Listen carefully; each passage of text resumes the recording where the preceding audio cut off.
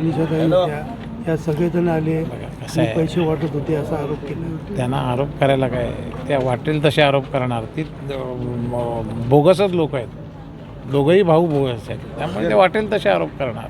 ताई, तुमच्यावरती देखील आरोप लावला आहे की तुम्ही पेडणेकर हे सगळेजण त्या ठिकाणी आले, पैसे वाटप करत होते, पकडायला गेलो तेव्हा बॅग घेऊन हे पाहिले, अशा प्रकारचं. हे ढोंगी लोक आहेत.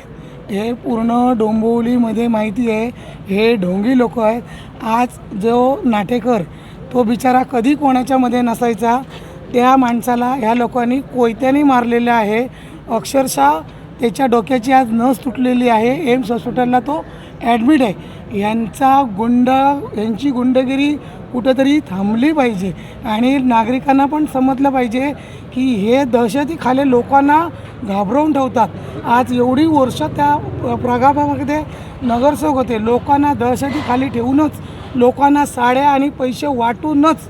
मी आज स्वतः एका महिलेला पकडलेलं आहे साडी. ती मला बोलली की नितीन पाटीलनी आम्हाला साड्या वाटल्या म्हणून. तुम्ही त्या ठिकाणी आज गेलेले, नेमकं त्या ठिकाणी काय घडलं आज? कुठं चाललेले तुम्ही प्रचारासाठी, या मंदिरासाठी?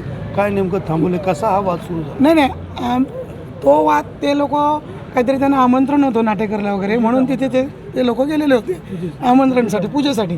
मग हा नितीन पाटील बोलायला लागला की तू कशाला आला, आम्हाला अरे तुम्ही काय वॉर्ड विकत घेतलं आहे?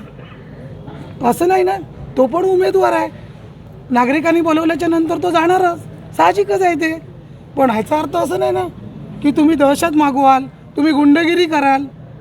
आणि पूर्ण डोंबिवलीमध्ये मला माहिती आहे की तुम्ही काय आहे ते. आणि आता यांच्या पायाखालची वाळू सरकलेली आहे, यांना यांचा हार दिसायला लागलेला आहे, म्हणून यांना भीती वाटायला लागली. म्हणून आमच्या उमेदवारात त्यांच्यानी कोयत्यांनी मारहाण केलेली आहे. आज नागरिकांना पण समजलं कोण गुंड आहेत ते.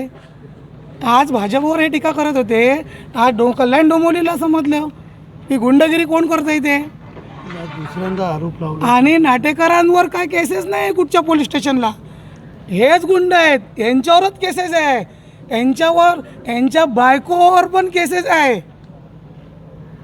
हां,